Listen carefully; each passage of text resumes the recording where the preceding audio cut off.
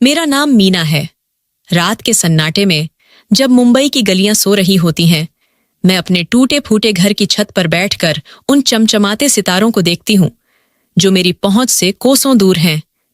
लेकिन एक वक्त था जब मैंने सोचा था कि मैं उन सितारों को छू लूंगी। मेरे हाथों में वो खजाना था जो दुनिया के लिए कचरा था। मैं एक बड़े अस्पताल के लेबर रूम में सफाई का काम करती थी। दिन रात खून, दवाइयों की गंध और बच्चों की पहली सिसकियों के बीच गुजरता था। लेकिन उस कचरे के ढेर में छुपा था एक ऐसा राज जिसने मेरी जिंदगी को पलट दिया। एक ऐसी चीज जिसे डॉक्टर और नर्सें बेकार समझकर फेंक देती थीं, लेकिन दुनिया उसे सोने के भाव खरीदने को तैयार थी। मेरी जिंदगी हमेशा से तंगी और मजबूरी की साए में रही।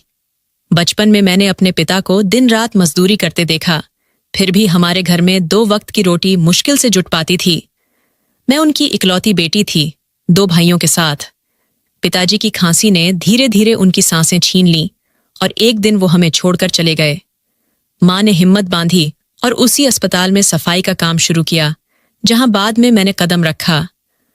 उनकी छोटी सी तनख्वाह से हमारा घर किसी तरह चलता रहा, लेकिन किस्मत ने फिर करवट ली।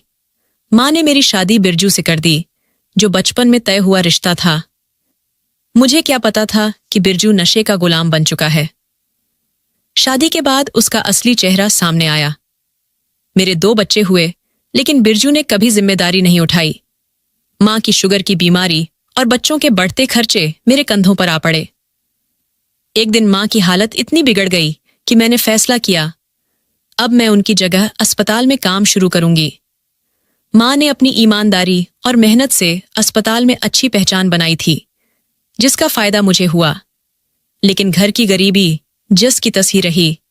पति का नशा, मां की महंगी दवाइयां और बच्चों के बढ़ते खर्चे मेरी कमर तोड़ रहे थे। तनख्वाह महीने के शुरुआत के 10 दिन में ही खत्म हो जाती।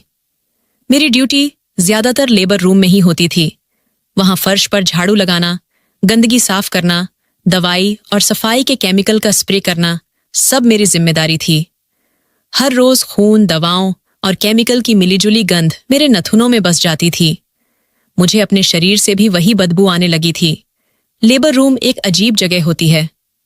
कभी किसी बच्चे की पहली रोने की आवाज सुनाई देती है, तो कभी किसी मां की चीख। एक तरफ खुशियों का माहौल होता तो दूसरी तरफ किसी की उम्मीदें टूट जाती थीं। मुबारक हो दीदी, बेटा हुआ है। मैं अक्सर ये खुशखबरी देने के लिए मरीज के घर वालों के पास भाग जाती थी। बहुत बहुत धन्यवाद भाभी, वो लोग मुस्कुराकर कहते, और कोई 500 का नोट मेरी हथेली में रख देता।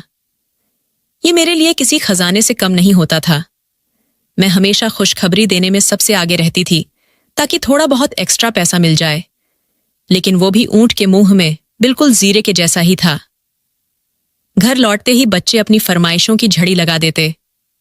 मां, आज पड़ोस के अमित के नए जूते आए हैं, मेरे वाले तो फट गए हैं। या मां, स्कूल में सब बच्चे जूस पीते हैं, मुझे भी चाहिए। उनकी बातें दिल में तीर की तरह चुभती। मेरी सारी कमाई मां की दवाइयों और बिरजू के नशे में चली जाती। बच्चों की इच्छाएं अधूरी ही रह जाती।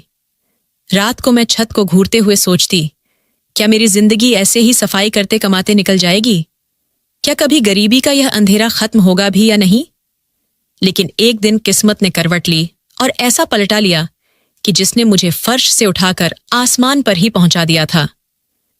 लेकिन मुझे क्या पता था कि जिस कचरे को मैं रोज उठाती हूं, उसी में मेरी किस्मत छिपी है।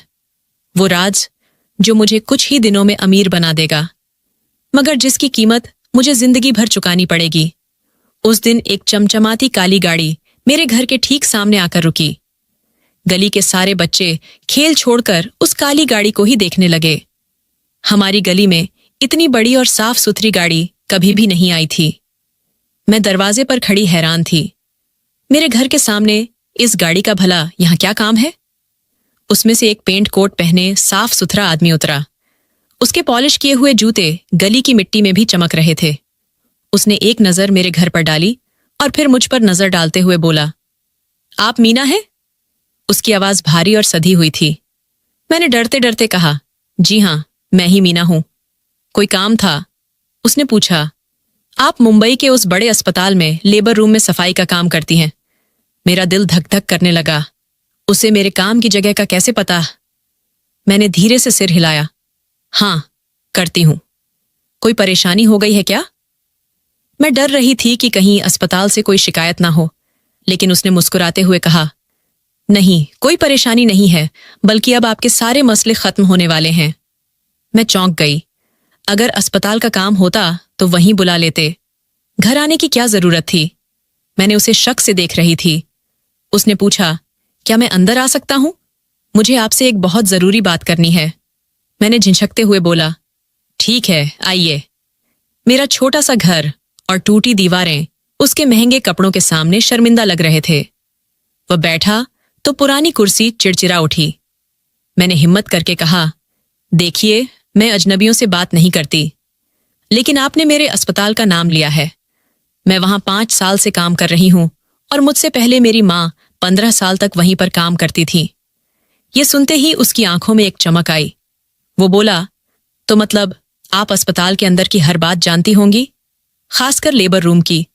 मैंने कहा, हाँ, जानती तो हूं, पर वहां सब ईमानदारी से काम करते हैं, कोई गलत चीजें नहीं होती। वो थोड़ा झुक कर बोला, बस उनके इसी अच्छेपन का थोड़ा फायदा उठाना है, जिससे तुम्हें इतना पैसा मिलेगा कि तुम सोच भी नहीं सकती हो। मैंने हैरानी से पूछा, कौन सा फायदा?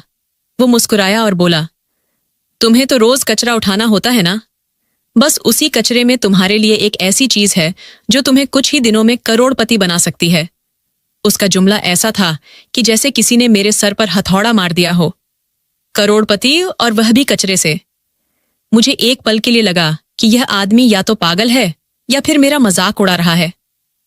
ये मेरी गरीबी का मजाक उड़ाने आए हो क्या? मेरा लहजा एकदम से सख्त हो गया। माना तुम लोग अमीर हो और हम कूड़ा बिनने वाले हैं, लेकिन हमें हमारी जिंदगी जीने दो। निकलो यहां से। वो मेरी बात पर गुस्सा करने के बजाय हल्का सा मुस्कुराया। मीना जी, जो बात मैं आपको बताने जा रहा हूं वह शायद आपके अस्पताल के बड़े बड़े डॉक्टरों को भी नहीं पता होगी, क्योंकि यह हिंदुस्तान है और यहां लोगों को इस बात का एहसास ही नहीं कि औरतों में बच्चे के जन्म के बाद एक ऐसी कीमती चीज फेंक दी जाती है जिससे हजारों नहीं लाखों रुपए कमाए जा सकते हैं। उसकी बातों में कुछ ऐसा था जिसने मेरे गुस्से को जिज्ञासा में बदल दिया। कौन सी चीज, कैसी कीमती चीज, वो मैं बताऊंगा। उसने अपनी जेब से एक मुड़ी तहरी हुई पर्ची निकाली। कल से जब भी कोई डिलीवरी हो, तुमने कचरे में से वो चीज निकालकर अलग एक थैली में रख लेनी है। ठीक है, रख दूंगी, मैंने बेसब्री से कहा। पर बताओ तो सही, वो चीज आखिर है क्या? उसने वह पर्ची मेरी तरफ बढ़ाई।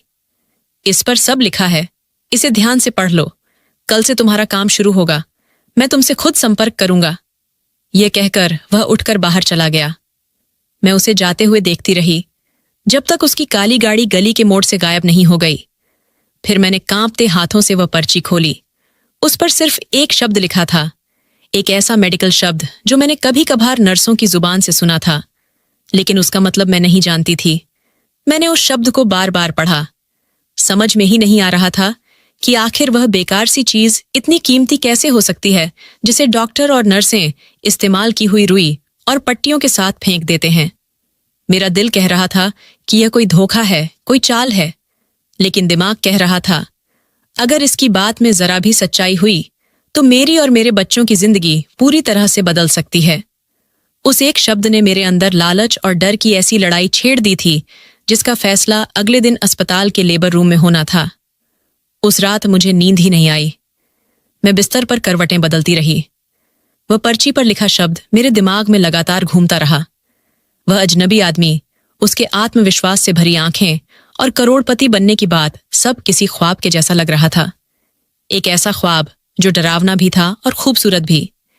एक तरफ मेरा डर मुझे उस काम को करने से रोक रहा था, तो दूसरी तरफ मेरे घर की हालात, बच्चों के भूखे चेहरे और मां की बीमारी मुझे उस रास्ते पर धकेल रहे थे। मैंने उठकर कोने में सोए अपने बच्चों को देखा। चांद की हल्की रोशनी उनके मासूम चेहरों पर पड़ रही थी। उनके फटे कपड़े और कमजोर जिस्म देखकर मेरे अंदर दर्द उठा। नहीं, मैं तुम लोगों की जिंदगी ऐसे बर्बाद नहीं होने दूंगी। मैं खुद से बुदबुदाई, अगर उस कचरे में ही मेरी किस्मत का सोना छुपा है तो मैं उसे निकाल कर रहूंगी। ये सोचते ही मेरे अंदर का डर जैसे कि गायब ही हो गया। उसकी जगह एक अजीब सी हिम्मत और बेपरवाही ने ले ली। अगली सुबह जब मैं अस्पताल के लिए तैयार हो रही थी तो मेरा दिल पहले से ज्यादा तेज धड़क रहा था। मैंने अपने काम वाले बैग में एक एक्स्ट्रा साफ बैग छुपा लिया। हाथ कांप रहे थे लेकिन इरादा पक्का था। जब मैं अस्पताल पहुंची तो सब कुछ वही था, वही गलियारे, वही लोग, वही बदबू।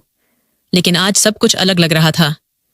अब हर चेहरा मुझे शक की नजर से देखता हुआ महसूस हो रहा था। मीना, आज बड़ी चुपचाप लग रही हो। तबीयत तो ठीक है? सिस्टर नीरज ने गुजरते हुए पूछा। वो अस्पताल की पुरानी और सख्त मिजाज नर्स थी। मैं एकदम चौंक गई। जी सिस्टर, मैं ठीक हूं, बस रात को नींद नहीं आई। चलो काम पर ध्यान दो। आज सुबह सुबह 3 डिलीवरी केसेस आए हैं। लेबर रूम बिल्कुल साफ होना चाहिए।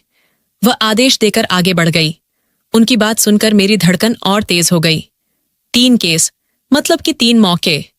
मैंने जल्दी से अपना झाड़ू पोछा उठाया और लेबर रूम की तरफ बढ़ गई। सफाई का काम कर रही थी, लेकिन ध्यान अंदर से आने वाली आवाजों पर ही था। बार बार दरवाजे के शीशे से अंदर झांकने की कोशिश करती रही। वक्त धीरे धीरे गुजर रहा था और मेरी बेचैनी बढ़ती ही जा रही थी। फिर वो पल आ गया। पहली डिलीवरी पूरी हुई। नर्सों ने बच्चे को साफ किया, वार्मर में रखा और फिर घर वालों को खुशखबरी दी। मुबारक हो भाई साहब, बिटिया हुई है। वह आदमी अपनी बच्ची की तरफ आगे बढ़ा। बच्ची के पिता ने खुशी से कांपते हाथों से 500 का नोट मेरी तरफ बढ़ाया। पर आज मेरी नजर उस नोट पर नहीं थी, बल्कि उस कूड़ेदान पर थी जिसमें नर्स ने खून और रुई में सनी कई चीजों के साथ वह कीमती चीज भी फेंक दी थी। जैसे ही डॉक्टर और नर्सें कमरे से बाहर गईं, मैं फौरन सफाई के बहाने अंदर घुस गई। दरवाजा हल्का सा बंद किया और जल्दी से कूड़ेदान की तरफ बढ़ी। मेरे हाथ कांप रहे थे, माथे पर पसीना आ गया था। मैंने जिंदगी में कभी चोरी नहीं की थी और यह काम मुझे दुनिया का सबसे मुश्किल काम लग रहा था। मैंने हिम्मत करके कूड़ेदान में हाथ डाला। खून और बाकी गंदगी देखकर मुझे उल्टी सी आने लगी, लेकिन उस अजनबी के शब्द मेरे कानों में गूंजे। यह तुम्हें कुछ ही दिनों में करोड़पति बना देगा। मैंने वह चीज उठाई जो उसकी बताई हुई निशानियों के मुताबिक थी और उसे जल्दी से अपने छुपाए हुए बैग में डाल लिया। तभी दरवाजा अचानक खुला और एक जूनियर नर्स अंदर आई। अरे मीना, तुमने अभी तक यह साफ नहीं किया? जल्दी करो, हमें दूसरा मरीज भी लाना है। मैं जैसे पकड़ी ही गई थी। झट से वह बैग बाल्टी के नीचे छुपा दिया। जी सिस्टर, बस 5 मिनट में सब साफ कर देती हूं, मैंने घबराहट में कहा। उसके जाने के बाद मेरी जान में जान आई। ये मामला पकड़े जाने के बिल्कुल करीब ही था। शाम तक मैंने इसी तरह डरते डरते छुप छुप कर और ज्यादा 2 थैलियां और जमा कर लीं। छुट्टी का वक्त हुआ तो मैंने वह थैला अपने बड़े बैग में छुपाया और अस्पताल के पिछले गेट की तरफ निकल गई। वो गेट वैसे तो कम ही इस्तेमाल होता था। वहां पहुंचकर मैंने उसी नंबर पर कॉल की जो उस आदमी ने मुझे दिया था। मैं पिछले गेट पर हूं, मैंने धड़कते दिल से कहा। 5 मिनट में पहुंच रहा हूं, दूसरी तरफ से आवाज आई। ठीक 5 मिनट के बाद वही काली गाड़ी अंधेरे से निकली। वह आदमी गाड़ी से उतरा और फिर मेरी तरफ बढ़ा। मैंने बिना कुछ कहे वो थैला उसके हवाले कर दिया। उसने थैला गाड़ी की पिछली सीट पर फेंका और अपनी जेब से नोटों की मोटी गड्डी निकालकर मेरे हाथ में थमा दी। ये तेरी आज की मेहनत है, वो हंसकर बोला। मैंने कांपते हाथों से नोट पकड़े। जिंदगी में इतने पैसे एक साथ मैंने कभी नहीं देखे थे। ये 2000 के नोट थे, शायद 800 से भी ज्यादा। मेरी पूरे महीने की तनख्वाह से 10 गुना ज्यादा। इतने पैसे देखकर मेरे मुंह से खुद ब खुद निकला, कहा था ना, ये कचरा नहीं सोना है। वो मुस्कुराया, गाड़ी में बैठा और तेजी से निकल गया। मैं वहीं खड़ी नोटों को देखती रही। आंखों में आंसू आ गए। डर, गुनाह और शर्मिंदगी का जो एहसास था, उस पर अब लालच और खुशी भारी पड़ चुकी थी। उस वक्त मुझे अपने भूखे बच्चे, बीमार मां और एक रोशन आने वाला कल दिखाई दे रहा था। मैंने उसी वक्त तय कर लिया, अब ये काम मैं रोज करूंगी। अस्पताल से घर तक का रास्ता जैसे कि हवा में उड़कर तय हुआ। हाथों में पकड़ी नोटों की गड्डी अब मुझे कागज के टुकड़े नहीं लग रहे थे। वह मेरी उम्मीदें थीं, मेरे बच्चों के सपने, मेरी मां की सेहत की गारंटी, डर और जुर्म का एहसास अब कहीं पीछे छूट गया था और उसकी जगह एक अजीब सी नशे वाली खुशी ने ले ली थी। पहली बार जिंदगी में मुझे लगा कि मैं मजबूर नहीं हूं, ताकतवर हूं। घर जाने से पहले मैं सीधा उस मेडिकल स्टोर पर गई जहां से मैं मां की दवाइयां हमेशा उधार पर लेती थी। भाई साहब, मां की शुगर और ब्लड प्रेशर की दवाई दे दो, मैंने कहा। दुकानदार ने मुझे ऊपर से नीचे तक देखा और रूखेपन से बोला, पहले पिछला 2000 रुपये चुका दो, फिर दवा मिलेगी। मैंने गुस्सा करने की बजाय शांति से अपने थैले से 2000 रुपये के नोट निकाले और काउंटर पर रख लिए। लो अपने 2000, और अब मुझे पूरे 2 महीने की दवाइयां पैक करके रख दो। दुकानदार की आंखें फैल गईं। उसका लहजा तुरंत बदल गया। अरे जीजी, अभी देता हूं, आप बैठो जरा। आज पहली बार मुझे पैसों की ताकत का सही मतलब समझ आया था। वहां से मैं फल और सब्जी की दुकान पर गई। वो सारे फल खरीदे जिनकी तरफ मेरे बच्चे हमेशा हसरत से देखते थे। फिर राशन की दुकान से महीने भर का मैंने सामान लिया।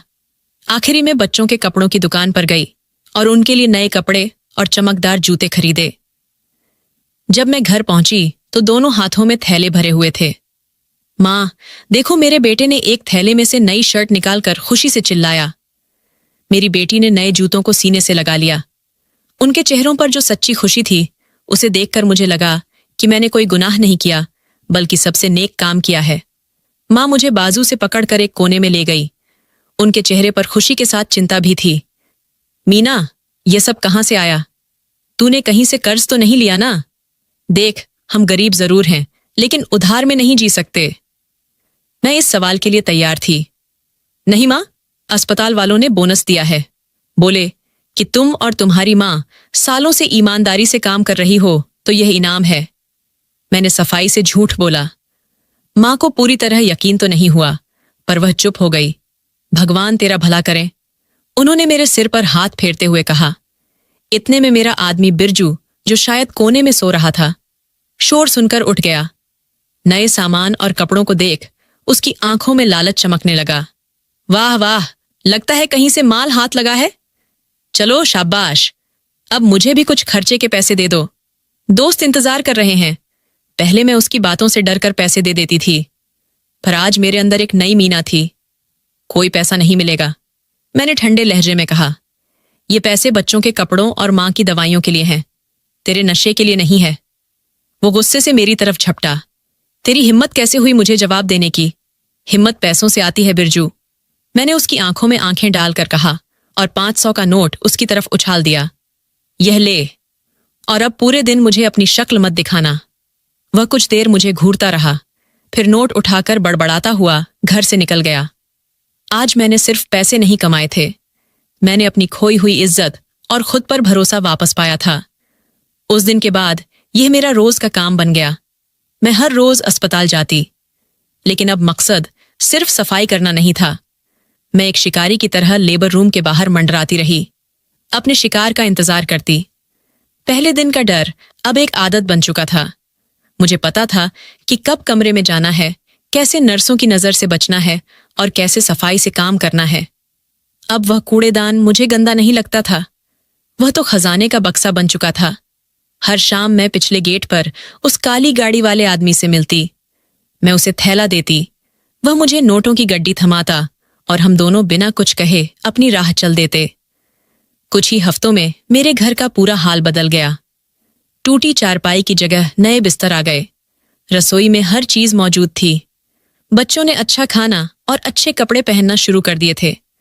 मां की तबीयत भी अब बेहतर थी, लेकिन यह बदलाव सिर्फ मेरे घर तक सीमित नहीं था। मोहल्ले वाले भी नोटिस करने लगे थे।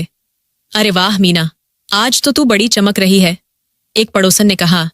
लगता है तेरी लॉटरी लग गई है। मैं बस मुस्कुरा दी। बस जी, भगवान की दया है।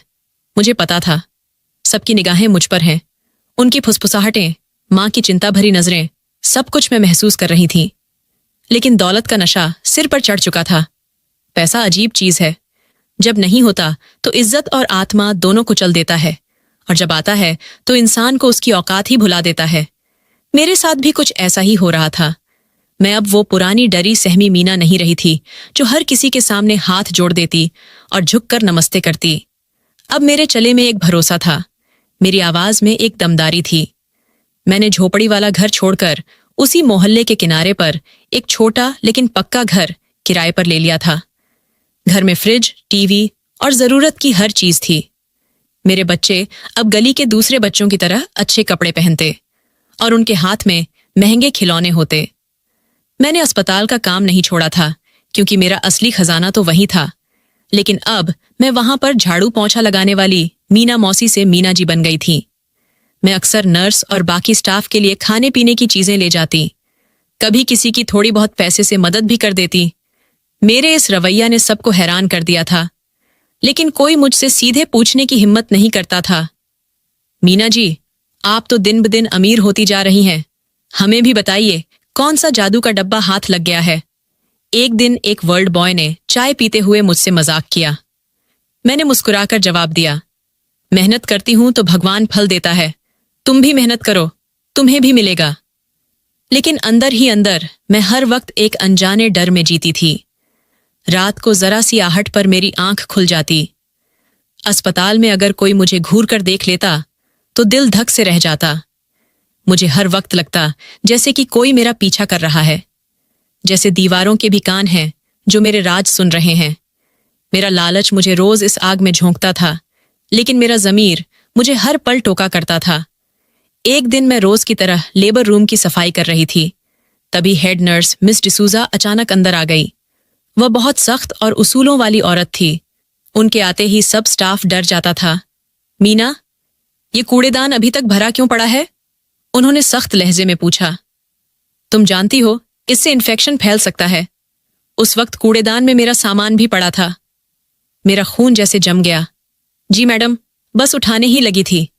दूसरी मरीज की हालत खराब थी तो वहीं मदद करने चली गई थी, मैंने हड़बड़ाते हुए कहा। उन्होंने शक भरी नजर से मुझे और फिर कूड़ेदान को देखा। आजकल तुम्हारा ध्यान काम पर कम और इधर उधर ज्यादा है। याद रखना, यह अस्पताल है, तुम्हारा घर नहीं। यहां छोटी सी गलती भी किसी की जान ले सकती है। ये कहकर वह कमरे से चली गई। उनके जाने के बाद मैंने गहरी सांस ली। मेरे पैर कांप रहे थे। ये अब तक का सबसे बड़ा खतरा था। उस वाक्य ने मुझे और संभल कर चलने पर मजबूर कर दिया, लेकिन मेरे अंदर का लालच अब भी कम नहीं हुआ था। पैसे ने मेरे घर का माहौल भी बदल दिया था। बिरजू मेरा पति अब मुझसे ना झगड़ता था, ना हाथ उठाने की हिम्मत करता था। उसे मालूम था कि उसकी दारू और अय्याशी अब मेरे पैसों पर चल रही है। वो गीदड़ की तरह मेरे आगे पीछे घूमता रहता। मीना, आज दोस्तों के साथ पार्टी का प्लान है, कुछ 1000 रुपये चाहिए। वो एक शाम मेरे पास आकर बोला। मैंने टीवी से नजर हटाए बिना कहा, पार्टी किस खुशी में? तुमने कौन सा कोई काम कर लिया है? अरे जानू, तुम जो कमाती हो वो मेरा ही तो है, अब थोड़ा बहुत हक तो बनता है ना मेरा, उसने चापलूसी से कहा। मैंने गुस्से से देखा। तुम्हारा कोई हक नहीं है, ये मेरी मेहनत की कमाई है। फिर मैंने सोचा कि इससे झगड़ना बेकार है। मैंने पर्स से कुछ नोट निकाले और फिर उसकी तरफ फेंक दिए। आइंदा मुझसे इस तरह बात मत करना। वह पैसे उठाकर चुपचाप चला गया। अब घर में ताकत का संतुलन पूरी तरह से बदल चुका था, लेकिन मेरी माँ मेरी इस बदली हुई हालत से खुश नहीं थी। वह अक्सर मुझे चिंता और उदासी से देखती रहती। एक रात जब बच्चे सो गए, वह मेरे पास आकर बैठ गई। बेटी, मुझे सच सच बता, ये सब क्या चल रहा है? इतना पैसा कहाँ से आ रहा है? वो बोनस वाली बात मुझे हजम नहीं हो रही। मुझे डर लगता है कि तू कहीं गलत रास्ते पर तो नहीं चल पड़ी। मैं उनकी आंखों में आंखें डाल नहीं सकी। माँ, तुम बेवजह परेशान हो रही हो, सब ठीक है, तुम बस अपनी सेहत का ध्यान रखो और खुश रहो। हमने बहुत गरीबी देखी है, अब अच्छे दिन आए हैं तो उनकी कदर करो। बेटी, बुरे पैसों से आए अच्छे दिन कभी सुकून नहीं देते। माँ की आंखों से आंसू निकल आए। मुझे तेरी आंखों में वो पुरानी मासूमियत नहीं दिखती, एक डर दिखता है। बता दे इससे पहले कि देर हो जाए। मैं बिना कुछ बोले अपने कमरे में चली गई। माँ के आंसुओं ने मेरे दिल पर गहरी चोट की थी, लेकिन अब लौटने का रास्ता बंद हो गया था। मैं उस दलदल में गले तक धंस चुकी थी, जहां से निकलना मेरे बस में नहीं था। कुछ ही महीनों में मैं अमीर हो गई थी। मेरे पास वो सब कुछ आ गया था जो मैंने कभी सपने में भी नहीं सोचा था। मैंने किराए का घर छोड़कर अपना छोटा सा बंगला खरीद लिया था। मेरी झोपड़ी वाली जिंदगी अब बस याद बनकर रह गई थी, लेकिन मैंने काम छोड़ा नहीं था। मेरा लालच मुझे हर दिन उसी अस्पताल के लेबर रूम में खींच लाता था। मैं अब भी वही पुराना सिंपल कपड़ा पहनकर जाती ताकि किसी को शक ना हो। दिन रात मैं सफाई करती और जैसे ही मुझे अपने काम की वह चीज मिलती उसे बैग में छुपा लेती और शाम को उसी काली गाड़ी वाले को दे आती। वह आदमी मेरा मददगार भी था और मेरा सबसे बड़ा डर भी। इतने महीनों में हमारे बीच काम के अलावा कोई बात नहीं हुई थी, लेकिन एक शाम जब मैंने उसे थैला दिया और उसने मुझे पैसों की गड्डी दी तो मैंने हिम्मत करके पूछा, साहब एक बात पूछूं? वह मुझे देखकर बोला, पूछो, आखिर आप इस कचरे का करते क्या हैं? यह इतना कीमती क्यों है? वह कुछ पल चुप रहा, फिर मुस्कुराया, तुम्हें पैसों से मतलब है या फिर उसकी डिटेल से? ज्यादा जानने की कोशिश मत करो, बस इतना समझ लो कि यह माल दूसरे देश में भेजा जाता है जहां लोग इसके अच्छे दाम देते हैं। लेकिन क्यों? मैंने फिर पूछा। वो बोला, मीना जी, एक इंसान का कचरा दूसरे इंसान का खजाना होता है। ये कहकर उसने गाड़ी का शीशा ऊपर कर लिया और वहां से चला गया। उसका जवाब मेरे दिमाग में कई सवाल छोड़ गया। मैं जितना इस काम में फंसती जा रही थी उतना ही मेरा डर और बेचैनी बढ़ती जा रही थी। अस्पताल में अब हालात बदल रहे थे। अब सबको मालूम था कि मैं अचानक अमीर कैसे हो गई हूं। डॉक्टर और नर्सें अब अक्सर मुझे रोककर उसी बारे में पूछती रहती। सबसे ज्यादा तो सिस्टर नीरज, जिनकी नजरें हमेशा मुझ पर ही टिकी रहती थीं। वो अक्सर मुझे लेबर रूम के आसपास यूं ही घूमते हुए पकड़ लेती। मीना, तेरी ड्यूटी तो सुबह की शिफ्ट में खत्म हो जाती है, फिर इस वक्त तू यहाँ क्या कर रही है? एक दोपहर उन्होंने मुझे गलियारे में रोक लिया। वह मैं बस घर जा रही थी तो सोचा देख लूं कोई काम तो नहीं है, मैंने डरते हुए कहा। उन्होंने मुस्कुराकर तंज कसा, काम तो तू आजकल बहुत कर रही है मीना, इतना कि तेरी झोपड़ी अब महल बन गई है। हमें भी तो दिखा कभी। उनके लहजे में छिपा शक मेरे दिल में खतरे की घंटी बजा गया। मैंने बात को घुमाने की कोशिश की। सिस्टर, जिसे भगवान देता है उसे छप्पड़ फाड़ के देता है। मुंह गरीब पर भी उसकी कृपा हो गई तो इसमें अजीब क्या है? उन्होंने आंखें तरेरी। अजीब तो इस बात का है मीना कि भगवान की कृपा सिर्फ लेबर रूम के कूड़ेदान पर ही क्यों बरसती है? ये सुनते ही मेरे पैरों तले से जमीन खिसक गई। क्या उन्हें कुछ पता चल गया है? क्या उन्होंने मुझे देख लिया है? मैं बिना जवाब दिए वहां से निकल गई। पहली बार लगा कि अब मेरा खेल खत्म होने वाला है। घर पहुंची तो मां पूजा की चटाई पर बैठी थी। आंखों से आंसू बह रहे थे। मुझे देखते ही उन्होंने हाथ जोड़कर भगवान को देखा। हे भगवान, अगर मेरी बेटी गलत रास्ते पर चली गई है, अगर यह पैसा किसी बुरे काम से आ रहा है तो इसे सद्बुद्धि दे या फिर इसे दलदल से निकाल ले। उनके शब्द मेरे सीने में तीर की तरह ढस गए। मां, ये क्या कह रही हो तुम? अपनी ही बेटी के लिए ऐसी बातें? मैं चीखी। वह खड़ी हो गई। आंखों में ममता की जगह गुस्सा था। हाँ मीना, क्योंकि मैं किसी चोर और पापी की मां नहीं बनना चाहती। सच बता, ये पैसा कहां से आ रहा है? वरना मैं कल खुद अस्पताल जाकर सबसे पूछ लूंगी। उनकी बात सुनकर मैं टूट गई। उनके पैरों में गिरकर रो पड़ी। मां, माफ कर दो, मैं मजबूर थी। बच्चों को भूखा नहीं देख सकती थी। तुम्हें बिना दवाई के तड़पते नहीं देख सकती थी। मां ने सख्ती से कहा, मजबूरी इंसान से पाप नहीं करवाती, मीना लालच करवाता है। उन्होंने मुझे झटक कर खुद से दूर कर दिया। तूने हमारी इज्जत मिट्टी में मिला दी। उस रात मैं सो नहीं पाई। मां की बातें, सिस्टर नीरज की शक भरी नजरें और उस अजनबी आदमी की बात सब मेरे दिमाग में हथौड़े की तरह चल रहे थे। लग रहा था कि जैसे मेरी सांसें बंद हो रही हैं। अगले दिन भारी दिल से मैं अस्पताल पहुंची। मैंने सोच लिया था आज आखिरी बार यह काम करूंगी, फिर उस आदमी से मिलकर साफ कह दूंगी कि अब यह सब नहीं होगा। मेरे पास अब इतना पैसा हो चुका था कि कोई छोटा मोटा काम मैं आराम से शुरू कर सकती थी। मैंने फिर लॉकर खोला तो यूनिफॉर्म में से एक मुड़ी हुई पर्ची गिरी। मेरा दिल धक्क से रह गया। कांपते हाथों से मैंने उस पर्ची को खोला। उस पर लिखा था, मैं जानती हूं तू कूड़े में से क्या निकालती है। एक पल के लिए मेरी सांसें रुक गईं। पैरों तले से जमीन खिसक गई। ये किसने लिखा? किसको मेरा राज पता चल गया है? दिमाग तेजी से चलने लगा। क्या ये हेड नर्स मिसेस डिसूजा हैं या कोई सफाई वाला जिसे मुझसे जलन है? या फिर सिस्टर नीरज? हाँ, वही हो सकती हैं। उनकी शक भरी नजरें और बातें याद आते ही मेरा दिल डूब गया। मैंने पर्ची मुट्ठी में दबाई, जेब में ठूंस ली और ऐसा दिखाने की कोशिश की कि जैसे कुछ हुआ ही ना हो, लेकिन अंदर से मेरा पूरा शरीर कांप रहा था। यूनिफॉर्म बदलकर मैं काम पर लग गई, पर ध्यान कहीं और ही था। नजरें बार बार सिस्टर नीरज को ढूंढती रहीं। वह नर्सिंग स्टेशन पर बाकी नर्सों के साथ हंस रही थी। उनका चेहरा बिल्कुल नॉर्मल था। क्या यह मेरा वहम है या किसी ने मजाक किया है?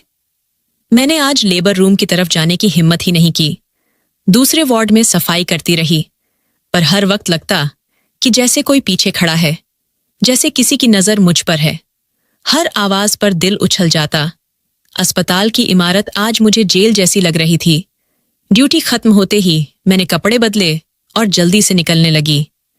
मैंने तय कर लिया था कि आज उस काली गाड़ी वाले से मैं नहीं मिलूंगी। कुछ दिन का ब्रेक लूंगी, जब तक कि यह मामला ठंडा नहीं पड़ जाता। मैं अस्पताल के पिछले गलियारे से गुजर रही थी, जो हमेशा सुनसान ही रहता था। तभी पीछे से आवाज आई, मीना। ये सिस्टर नीरज की आवाज थी। मैं पलटी तो वह खड़ी थी, चेहरा बिल्कुल गंभीर। रुको मीना, मुझे तुमसे कुछ बात करनी है। मेरा खून सूख गया। जी सिस्टर, ड्यूटी खत्म हो गई, घर जाना है, बच्चे अकेले हैं। मैंने बहाना बनाया। वो बोली, ड्यूटी तो खत्म हो गई होगी, लेकिन तुम्हारा वो खास काम अभी बाकी है ना? उनका लहजा ठंडा और सख्त था। अब मैं समझ गई, बचने का कोई रास्ता नहीं। मैं चुपचाप सिर झुकाए खड़ी रही। वह बोली, मैंने तुम्हें कल भी अस्पताल के पीछे उस काली गाड़ी वाले के पास देखा था। कौन है वह जो सामने के दरवाजे से नहीं आता? मेरी आंखों से आंसू निकल पड़े। मैं दीवार के सहारे बैठ गई और फूट फूट कर रो पड़ी। सिस्टर प्लीज किसी को मत बताइए, मैं बर्बाद हो जाऊंगी, मेरे बच्चे अनाथ हो जाएंगे। वह मेरे पास आकर बैठी। अब उनके लहजे में सख्ती की जगह जिज्ञासा थी। मैं किसी को नहीं बताऊंगी, अगर तू सच सच बता दे। आखिर उन थैलियों में क्या है जिन्हें तू इतनी छिपा कर ले जाती है? तू अचानक इतनी अमीर कैसे हो गई? मैं हिचकियों के बीच बोल पड़ी। सिस्टर, जब आप लोग किसी औरत की डिलीवरी करते हो तो डिलीवरी के बाद जो झिल्ली यानी कि प्लेसेंटा कूड़े में फेंक देते हो, मैं वो चुरा कर बेचती हूँ। ये सुनते ही सिस्टर नीरज के चेहरे पर घृणा और हैरानी छा गई। क्या पागल हो गई है तू मीना? वो तो गंदा फालतू हिस्सा होता है, उसे कौन खरीदेगा? मैंने धीमी आवाज में कहा। मुझे नहीं पता सिस्टर, बस उस आदमी ने कहा था कि यह बहुत कीमती है। लेकिन क्यों? आखिर वो इसका करता क्या है? उन्होंने गुस्से से पूछा। मैं कांपते हुए बोली, उसने बताया था कि उन्हें झिल्ली से बड़ी बड़ी कंपनियां क्रीम और इंजेक्शंस बनाती हैं, वही जो अमीर औरतें झुर्रियां मिटाने और जवान दिखने के लिए लगाती हैं। वो प्लेसेंटा उन एंटी एजिंग क्रीम में इस्तेमाल होता है। सिस्टर नीरज के चेहरे पर अब सन्नाटा था। आंखों में हैरानी, घिन और सदमा सब साथ था। वह सुन रही थी, एक ऐसी सच्चाई जो उन्होंने कभी सोची भी नहीं थी। जो चीज वो रोज गंदगी समझकर फेंकती थी, वही असल में लाखों रुपए का सोना थी, जो एक औरत के शरीर से निकलकर दूसरी औरत के चेहरे की खूबसूरती को बढ़ाने में काम आती थी। राज खुल चुका था। सिस्टर नीरज की आंखों में शक और हैरानी की जो लहर दौड़ रही थी, वह हर पल बदल रही थी। मैं उनके कदमों में बैठी, अपनी किस्मत के फैसले का इंतजार कर रही थी कि अब वह मैनेजमेंट को बुलाएंगी, पुलिस आएगी और मेरे सब कुछ खत्म हो जाएगा। यह ख्याल मेरे दिमाग में बार बार घूम रहा था, लेकिन उनकी खामोशी बढ़ती ही जा रही थी। वो मुझे नहीं, बल्कि सामने खड़ी दीवार को घूर रही थी, जैसे कि उनका दिमाग किसी गहरी सोच में डूबा हुआ हो। तो तुम कह रही हो कि यह चीजें झुर्रियां मिटाती हैं? उन्होंने आखिरकार खामोशी तोड़ी। उनकी आवाज में गुस्सा नहीं था, बस एक अजीब सी कमजोर सिसक थी, और ऐसा लग रहा था कि जैसे वो यह सोच रही हो कि इससे लाखों मिलते हैं। मैं रोते हुए बस सन्नाटे में अपना सिर हिलाती रही। जी सिस्टर नीरज, मैंने आपको सब सच बता दिया है। अब जो सजा देंगी मैं मान लूंगी। बस मेरे बच्चों का ख्याल रखिएगा। मेरी विनती पर उन्होंने मानो ध्यान ही न दिया हो। उनका ध्यान तो कहीं और ही था। वह आदमी हर थैली के कितने पैसे देता है और तुम दिन में कितना जमा कर लेती हो? उनके सवाल मेरे लिए हैरान कर देने वाले थे। सजा की जगह इतना सवाल क्यों?